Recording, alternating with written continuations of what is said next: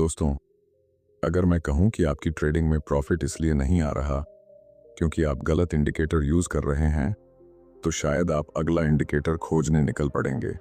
लेकिन अगर मैं आपसे कहूं कि असली समस्या इंडिकेटर नहीं, आपकी सोच है, आपका माइंडसेट है, और सबसे बड़ी बात, आप प्राइस की भाषा नहीं पढ़ रहे, तो शायद यह बात आपको थोड़ी चुभे। मैं आपसे एक सीधा सवाल पूछता हूं, जब मार्केट मूव करता है तो पहले क्या मूव करता है, इंडिकेटर या प्राइस? सच्चाई यह है कि हर इंडिकेटर प्राइस से ही बनता है। मतलब आप हमेशा लेट स्टोरी पढ़ रहे हैं, आप रिजल्ट देख रहे हैं, कारण नहीं। और ट्रेडिंग में जो कारण समझ लेता है वही प्रॉफिट ले जाता है। मैंने अपने एक्सपीरियंस में यह सीखा है कि मार्केट कोई दुश्मन नहीं है, वह हमेशा क्लियर है, लेकिन हम उसे कॉम्प्लिकेट कर देते हैं। चार्ट पर 5 इंडिकेटर, 3 टाइम फ्रेम, कंफर्मेशन, और फिर भी कंफ्यूजन। क्यों? क्योंकि आप सिग्नल ढूंढ रहे हैं, समझ नहीं। ट्रेडिंग कोई लॉटरी नहीं है, ये एक परफॉर्मेंस गेम है। यहाँ सर्वाइव वही करता है जो जिम्मेदारी लेता है, जो यह मानता है कि मैं गलत हो सकता हूँ, और जो प्रोबेबिलिटी के साथ खेलता है, न कि उम्मीद के साथ।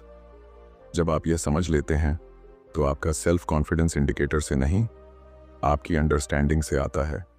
आज मैं आपको कोई नया इंडिकेटर नहीं देने वाला, मैं आपको कुछ हटाने के लिए कहूँगा। मैं आपको सादगी की तरफ ले जाऊंगा। मैं आपको सिखाऊंगा कि प्राइस कैसे बोलता है, कैंडल क्या कहती है, स्ट्रक्चर क्या संकेत देता है, और असली एज कहाँ छुपी है। अगर आप सच में ट्रेडिंग को सीरियसली लेना चाहते हैं, अगर आप रिवेंज ट्रेडिंग, फोमो और कंफ्यूजन से बाहर निकलना चाहते हैं, तो इस वीडियो को ध्यान से देखिए, क्योंकि आज से हम सिग्नल नहीं, लैंग्वेज पढ़ेंगे, और यहीं से आपका असली प्रॉफिट शुरू होगा। अब बात करते हैं, प्राइस की भाषा असल में है क्या? अब बात करते हैं, प्राइस की भाषा असल में है क्या? जब मैं कहता हूं कि प्राइस की भाषा सीखो, तो मैं किसी मैजिक पैटर्न या सीक्रेट स्ट्रेटेजी की बात नहीं कर रहा। मैं उस रॉ रियलिटी की बात कर रहा हूं जो हर सेकंड आपके चार्ट पर बन रही है। प्राइस ही एकमात्र सच है, बाकी सब इंटरप्रिटेशन है। जरा सोचिए, मार्केट में हर मूव के पीछे कोई ना कोई डिसीजन है। कोई खरीद रहा है, कोई बेच रहा है। हर कैंडल उस डिसीजन का रिजल्ट है। मतलब हर कैंडल एक मैसेज है, लेकिन ज्यादातर लोग उस मैसेज को पढ़ने के बजाय उसके ऊपर इंडिकेटर चढ़ा देते हैं, जैसे किसी साफ आईने पर धुंध जमा कर देना। मैं अपने शुरुआती दिनों में चार्ट को क्रिसमस ट्री बना देता था, moving average, RSI, MACD, Bollinger bands. मुझे लगता था जितने ज्यादा टूल उतनी ज्यादा सर्टेनिटी। लेकिन मार्केट ने मुझे सिखाया कि सर्टेनिटी नाम की कोई चीज यहाँ नहीं है, यहाँ केवल प्रोबेबिलिटी है। और प्रोबेबिलिटी समझने के लिए आपको सीधे प्राइस को देखना पड़ेगा। इंडिकेटर क्या करता है? वह प्राइस को कैलकुलेट करता है, फिर आपको एक सिग्नल देता है। मतलब वह लेट है। जब तक वह आपको बताए कि ट्रेंड बदल गया, तब तक स्मार्ट मनी पोजीशन ले चुकी होती है। जब तक वह ओवरबॉट या ओवरसोल्ड दिखाए, तब तक मूव आधा निकल चुका होता है। और आप सोचते हैं मार्केट मुझे ट्रैप कर रहा है। नहीं, आप बस देर से पहुंच रहे हैं। मैं आपको एक माइंडसेट शिफ्ट देना चाहता हूं। अगली बार जब आप चार्ट खोलें तो खुद से पूछें, यहां क्या हो रहा है? क्या बायर्स कंट्रोल में हैं या सेलर्स? क्या मार्केट हायर हाई बना रहा है? क्या लोग प्रोटेक्ट हो रहे हैं? क्या ब्रेकआउट में कमिटमेंट है या केवल फेक मूव? यह सवाल इंडिकेटर नहीं पूछेगा, यह सवाल आपको पूछना होगा। प्राइस की भाषा समझने का पहला कदम है ऑब्जर्वेशन, बिना जजमेंट के देखना। अगर मार्केट ऊपर जा रहा है तो उसे नीचे बुलाने की कोशिश मत कीजिए। अगर मार्केट गिर रहा है तो उसे पकड़ने की कोशिश मत कीजिए। मैं हमेशा कहता हूं, मार्केट को फाइट मत करो, उसे फॉलो करो, क्योंकि मार्केट आपसे बड़ा है, तेज है और इमोशनलेस है। जब आप प्राइस को पढ़ते हैं तो आप बिहेवियर पढ़ रहे होते हैं। उदाहरण के लिए, अगर कोई लेवल बार बार टेस्ट हो रहा है तो वहां कुछ हो रहा है। अगर कोई कैंडल अचानक लंबी विक के साथ बंद होती है तो वहां रिजेक्शन है। अगर ब्रेकआउट के बाद तुरंत रिवर्सल आता है तो वहां ट्रैप है। ये सब क्लू हैं, और ये क्लू खुलेआम चार्ट पर दिखते हैं। बस हमें उन्हें देखना सीखना है। यहाँ एक और महत्वपूर्ण बात है, क्लैरिटी सादगी से आती है। जितना आप चार्ट को साफ रखेंगे, उतना आपका माइंड भी साफ रहेगा। ट्रेडिंग में कंफ्यूजन सबसे महंगा कॉस्ट है, और कंफ्यूजन तब आता है जब आपके पास बहुत सारे कन्फ्लिक्टिंग सिग्नल होते हैं, एक इंडिकेटर बाय कहता है, दूसरा सेल, फिर आप किसे मानेंगे?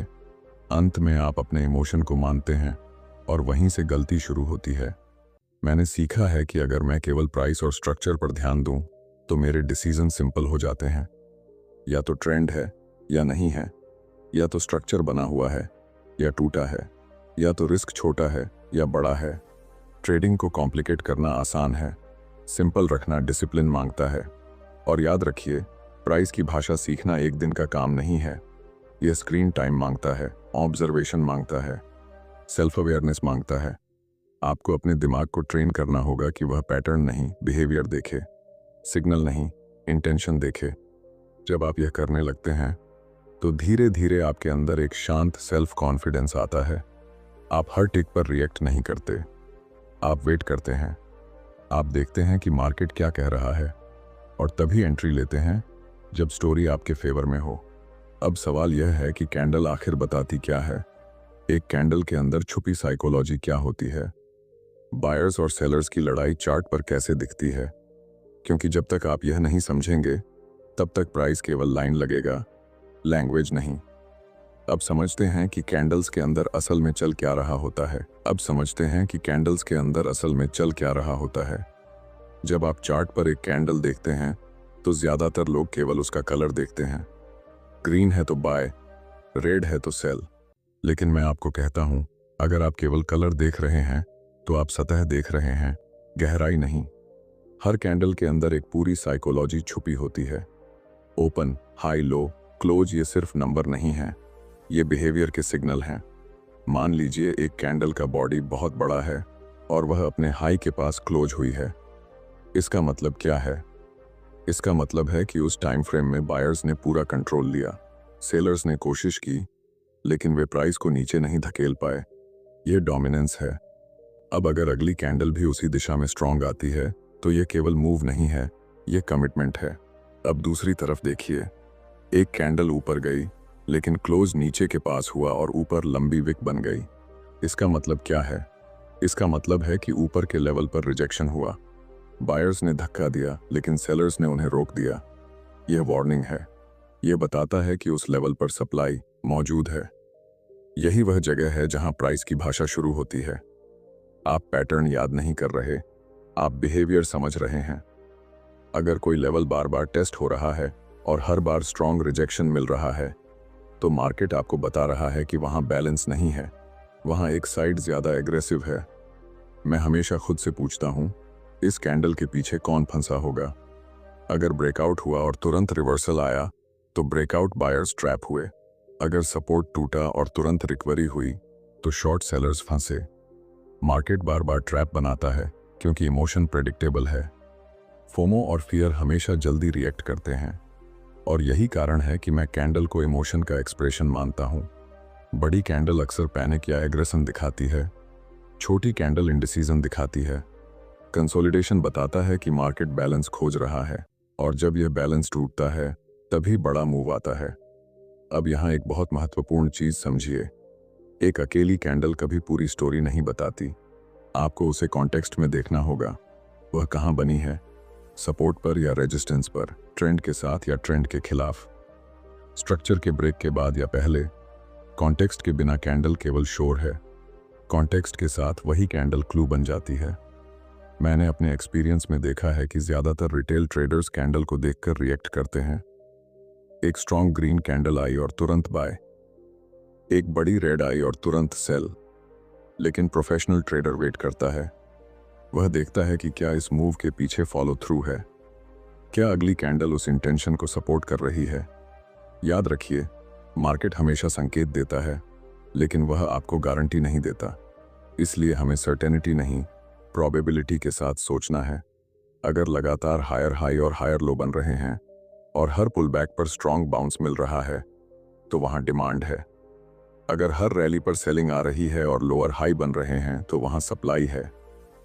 यह बेसिक लगता है, लेकिन यही असली एज है। जब आप कैंडल्स को इस तरह देखना शुरू करते हैं, तो चार्ट जिंदा लगने लगता है। वह केवल लाइन नहीं रहता, वह एक कहानी बन जाता है। आप समझने लगते हैं कि कौन स्ट्रांग है, कौन वीक, कहाँ इमोशन हाई है और कहाँ मार्केट शांत है। और जैसे जैसे यह क्लैरिटी आती है, आपके डिसीजन कम इमोशनल और ज़्यादा ऑब्जेक्टिव हो जाते हैं। आप हर मूव को पकड़ने की कोशिश नहीं करते, आप केवल वही मूव लेते हैं जहां कहानी साफ हो। अब अगला कदम है इस साइकोलॉजी को स्ट्रक्चर में देखना, क्योंकि कैंडल आपको माइक्रो लेवल पर कहानी बताती है, लेकिन बड़ी तस्वीर यानी स्ट्रक्चर और ट्रेंड आपको बताता है कि यह कहानी किस दिशा में जा रही है। अब समझते हैं कि स्ट्रक्चर और ट्रेंड कैसे आपकी प्रोबेबिलिटी को बदल देते हैं। को बदल देते हैं। कैंडल आपको माइक्रो लेवल पर साइकोलॉजी दिखाती है, लेकिन स्ट्रक्चर आपको बताता है कि पूरी स्टोरी किस दिशा में जा रही है। अगर आप केवल कैंडल देखकर डिसीजन लेते हैं, तो आप शॉर्ट टर्म इमोशन पर ट्रेड कर रहे हैं। लेकिन जब आप स्ट्रक्चर समझते हैं, तो आप फ्लो के साथ ट्रेड करते हैं। स्ट्रक्चर का मतलब क्या है? बहुत सिंपल है। क्या मार्केट हायर हाई और हायर लो बना रहा है, या लोअर हाई और लोअर लो? यही ट्रेंड की बेसिक डेफिनेशन है। लेकिन यही बेसिक चीज सबसे ज्यादा इग्नोर होती है, क्योंकि लोगों को लगता है कि इसमें कोई एडवांस टेक्निक नहीं है, उन्हें कुछ कॉम्प्लिकेटेड चाहिए। लेकिन मार्केट सादगी को रिवार्ड करता है, कॉम्प्लिकेशन को नहीं। मान लीजिए मार्केट लगातार हायर हाई और हायर लो बना रहा है। इसका मतलब है कि हर पुल बैक पर बायर्स मजबूत हैं, वे पिछले लो को प्रोटेक्ट कर रहे हैं। यह डिमांड का सिग्नल है। अब ऐसे स्ट्रक्चर में अगर आप हर छोटे रिट्रेसमेंट पर सेल ढूंढेंगे, तो आप फ्लो के खिलाफ जा रहे हैं, और फ्लो के खिलाफ ट्रेड करना लॉन्ग टर्म में सेल्फ डिस्ट्रक्शन है। मैं हमेशा कहता हूं, ट्रेंड आपका दोस्त नहीं है, वह आपका एडवांटेज है, क्योंकि ट्रेंड में प्रोबेबिलिटी आपके फेवर में होती है। जब स्ट्रक्चर क्लियर है, तो आपको केवल सही जगह वेट करना है। आपको मार्केट को पकड़ना नहीं है, आपको उसे अलाउ करना है कि वह आपके लेवल तक आए। अब स्ट्रक्चर ब्रेक की बात करते हैं। जब मार्केट एक हायर लो को तोड़ देता है, तो यह केवल एक लाइन का ब्रेक नहीं है, यह साइकोलॉजी का शिफ्ट है। इसका मतलब है कि जो लेवल पहले प्रोटेक्ट हो रहा था, वह अब प्रोटेक्ट नहीं हो रहा। यह वार्निंग है कि बायर्स कमजोर हो रहे हैं। इसी तरह डाउन ट्रेंड में जब लोअर हाई टूटता है, तो सेलर्स का कंट्रोल कमजोर होता है। यहाँ एक चीज बहुत जरूरी है, हर ब्रेक स्ट्रक्चर चेंज नहीं होता, कई बार यह केवल लिक्विडिटी हंट होता है। इसलिए आपको कैंडल की साइकोलॉजी और स्ट्रक्चर दोनों को साथ में देखना है। क्या ब्रेक के बाद फॉलो थ्रू है? क्या वॉल्यूम सपोर्ट कर रहा है? क्या अगली कैंडल उस दिशा में कमिटमेंट दिखा रही है? अगर नहीं, तो वह फेक मूव हो सकता है। मैं अपने एक्सपीरियंस से यह समझा हूं कि स्ट्रक्चर आपको एंट्री से ज्यादा एग्जिट सिखाता है। जब तक स्ट्रक्चर आपके फेवर में है, आप ट्रेड होल्ड कर सकते हैं। लेकिन जैसे ही स्ट्रक्चर टूटे, आपको ईगो छोड़ना होगा। ईगो कहेगा मार्केट वापस आएगा, लेकिन प्रोफेशनल माइंडसेट कहता है अगर कहानी बदल गई है, तो मुझे भी बदलना होगा। अब बात करते हैं रिस्क और रिवार्ड की। स्ट्रक्चर आपको क्लियर लेवल देता है। अगर आप हायर लो के पास एंट्री लेते हैं, तो आपका स्टॉप लॉस लॉजिकल जगह पर होगा, आपका रिस्क छोटा रहेगा, और अगर ट्रेंड कंटिन्यू करता है, तो रिवार्ड बड़ा हो सकता है। यही रिस्क मैनेजमेंट है। यह केवल नंबर नहीं है, यह स्ट्रेटेजिक थिंकिंग है। ट्रेडिंग में ज्यादातर लोग एंट्री पर फोकस करते हैं, वे परफेक्ट एंट्री चाहते हैं। लेकिन मैं आपको बताऊं, परफेक्ट एंट्री से ज्यादा जरूरी है सही कॉन्टेक्स्ट। अगर आप गलत स्ट्रक्चर में परफेक्ट एंट्री लेते हैं, तो भी लॉस होगा, लेकिन अगर आप सही स्ट्रक्चर में एवरेज एंट्री लेते हैं, तो भी प्रोबेबिलिटी आपके साथ होगी। यहाँ एक और माइंडसेट शिफ्ट जरूरी है। आपको हर मूव में हिस्सा नहीं लेना है। मार्केट हर दिन अवसर देता है, लेकिन हर अवसर आपके लिए नहीं है। अगर स्ट्रक्चर क्लियर नहीं है, अगर मार्केट कंसोलिडेशन में है, तो वेट करना भी एक पोजीशन है, नो ट्रेड भी एक डिसीजन है। जब आप स्ट्रक्चर और ट्रेंड को समझ लेते हैं, तो आपके अंदर एक स्थिरता आती है। आप जल्दीबाजी नहीं करते, आप ब्रेकआउट के पीछे नहीं भागते, आप पुल बैक का इंतजार करते हैं। आप उस जगह एंट्री लेते हैं जहां लॉजिक है, न कि केवल उत्साह। और अब धीरे धीरे तस्वीर साफ हो रही है। पहले हमने प्राइस को पढ़ना सीखा, फिर कैंडल की साइकोलॉजी समझी, अब स्ट्रक्चर ने हमें दिशा दी। लेकिन यह सब जानने के बाद भी अगर आपका माइंडसेट स्टेबल नहीं है, तो आप खुद अपने खिलाफ काम करेंगे, क्योंकि असली लड़ाई चार्ट पर नहीं, आपके दिमाग के अंदर चलती है। अब बात करते हैं उस माइंडसेट की जो एक ट्रेडर को अमेच्योर से प्रोफेशनल बनाता है, क्योंकि असली लड़ाई चार्ट पर नहीं, आपके दिमाग के अंदर चलती है। आपने प्राइस समझ लिया, कैंडल की साइकोलॉजी समझ ली, स्ट्रक्चर और ट्रेंड भी समझ लिया, लेकिन अब मैं आपको एक कड़वा सच बताता हूं। अगर आपका माइंडसेट स्टेबल नहीं है तो यह सारी नॉलेज आपके खिलाफ काम कर सकती है। ट्रेडिंग में सबसे बड़ा दुश्मन मार्केट नहीं है, आपका अपना इमोशन है। जब आप पहला लॉस लेते हैं तो क्या होता है? आपका सेल्फ कॉन्फिडेंस हिलता है। आप सोचते हैं शायद मेरी अंडरस्टैंडिंग गलत है। दूसरा लॉस आता है तो आप सिस्टम बदलने का सोचते हैं। तीसरा लॉस आता है तो आप रिवेंज ट्रेडिंग करने लगते हैं। यहीं से डिसिप्लिन टूटता है। मैंने अपने एक्सपीरियंस में सीखा है कि लॉस कोई प्रॉब्लम नहीं है, अनडिसिप्लिन्ड रिएक्शन प्रॉब्लम है। अगर आपने स्ट्रक्चर के हिसाब से, प्रोबेबिलिटी के हिसाब से ट्रेड लिया और फिर भी लॉस हुआ तो वह कॉस्ट ऑफ बिजनेस है। लेकिन अगर आपने फोमो में एंट्री ली या ग्रीड में स्टॉप लॉस हटाया तो वह इमोशनल डिसीजन है। ट्रेडिंग में कंसिस्टेंसी का मतलब हर दिन प्रॉफिट नहीं है। कंसिस्टेंसी का मतलब है हर दिन एक जैसा बिहेवियर। चाहे मार्केट आपके फेवर में जाए या खिलाफ, आपका प्रोसेस नहीं बदलना चाहिए। यही प्रोफेशनल माइंडसेट है। बहुत लोग कहते हैं मुझे स्ट्रेटेजी चाहिए, लेकिन मैं कहता हूं आपको पहले स्टेबिलिटी चाहिए। अगर आपका माइंड हर छोटी कैंडल पर रिएक्ट कर रहा है तो आप प्राइस नहीं पढ़ रहे, आप अपने डर को पढ़ रहे हैं। और डर हमेशा आपको जल्दी बाहर निकालेगा या जल्दी अंदर धकेलेगा। एक और बड़ा ट्रैप है ओवर कॉन्फिडेंस। लगातार कुछ विनिंग ट्रेड्स के बाद आपको लगता है कि अब आप मार्केट को समझ गए। आप पोजीशन साइज बढ़ा देते हैं, रिस्क मैनेजमेंट ढीला कर देते हैं, और फिर एक बड़ा लॉस आता है जो कई दिनों का प्रॉफिट ले जाता है। इसलिए मैं हमेशा कहता हूं, ईगो को साइड में रखो। मार्केट को इंप्रेस करने की जरूरत नहीं है। माइंडसेट का मतलब है एक्सेप्टेंस। आपको यह स्वीकार करना होगा कि हर ट्रेड अनसर्टेन है। आपको यह स्वीकार करना होगा कि आप गलत हो सकते हैं। और जब आप पहले से यह मान लेते हैं तो स्टॉप लॉस लगाना आसान हो जाता है, क्योंकि आप अपने आप को प्रोटेक्ट कर रहे हैं, प्रूव नहीं कर रहे। मैं हर ट्रेड से पहले खुद से पूछता हूं, अगर यह ट्रेड गलत हुआ तो क्या मैं कंफर्टेबल हूं? अगर जवाब नहीं है तो मैं पोजीशन साइज कम करता हूं या ट्रेड छोड़ देता हूं। यह फियर नहीं है, यह मैनेजमेंट है। रिस्क मैनेजमेंट केवल अकाउंट की सुरक्षा नहीं है, यह आपके माइंड की सुरक्षा भी है। एक और चीज जो गेम बदल देती है वह है जर्नलिंग। जब आप अपने ट्रेड्स लिखते हैं, अपने इमोशन नोट करते हैं, तो आपको पैटर्न दिखने लगते हैं। शायद आप कंसोलिडेशन में ज्यादा लॉस लेते हैं, शायद आप ब्रेकआउट के पीछे भागते हैं। यह सेल्फ अवेयरनेस आपको ग्रोथ देती है। बिना सेल्फ अवेयरनेस के आप वही गलती बार बार दोहराएंगे। और याद रखिए, ट्रेडिंग एक परफॉर्मेंस प्रोफेशन है। जैसे एथलीट अपने माइंड और बॉडी को ट्रेन करता है, वैसे ही ट्रेडर को अपने इमोशन और डिसिप्लिन को ट्रेन करना पड़ता है। ये एक दिन में नहीं होगा, लेकिन हर दिन थोड़ा सुधार आपको अलग बना देगा। अब जब आपका माइंडसेट स्टेबल है, जब आप प्राइस को समझते हैं, कैंडल की साइकोलॉजी पढ़ते हैं, स्ट्रक्चर के साथ चलते हैं, तब ट्रेडिंग कॉम्प्लिकेटेड नहीं रहती, वह क्लियर हो जाती है। और क्लैरिटी ही आपको कंसिस्टेंट बनाती है। अब अंत में बात करते हैं, इस पूरी अंडरस्टैंडिंग को आप अपने डेली ट्रेडिंग अप्रोच में कैसे लागू करेंगे ताकि सादगी से प्रॉफिट बन सके। अब अंत में बात करते हैं, इस पूरी अंडरस्टैंडिंग को आप अपने डेली ट्रेडिंग अप्रोच में कैसे लागू करेंगे ताकि सादगी से प्रॉफिट बन सके।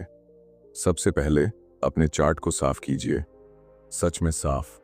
जितने भी अनावश्यक इंडिकेटर हैं उन्हें हटाइए, क्योंकि आपने आज समझ लिया है कि एज किसी कलरफुल सिग्नल में नहीं है, एज क्लैरिटी में है। केवल प्राइस रहने दीजिए, सपोर्ट और रेजिस्टेंस मार्क कीजिए, स्ट्रक्चर पहचानिए और फिर वेट कीजिए। ट्रेडिंग में पेशेंस एक स्किल है, कमजोरी नहीं। दूसरा, हर ट्रेड से पहले खुद से 3 सवाल पूछिए। क्या स्ट्रक्चर क्लियर है? क्या ट्रेंड मेरे फेवर में है? क्या मेरा रिस्क डिफाइंड है? अगर इन 3 में से एक भी जवाब क्लियर नहीं है तो नो ट्रेड लीजिए। याद रखिए, नो ट्रेड भी एक पोजीशन है। अकाउंट बचाना भी प्रॉफिट कमाने जितना ही जरूरी है। तीसरा, रिस्क मैनेजमेंट को नियम नहीं, पहचान बनाइए। पोजीशन साइज ऐसा रखिए कि एक लॉस आपके माइंड को हिला न सके, क्योंकि जैसे ही माइंड हिलता है डिसिप्लिन टूटता है।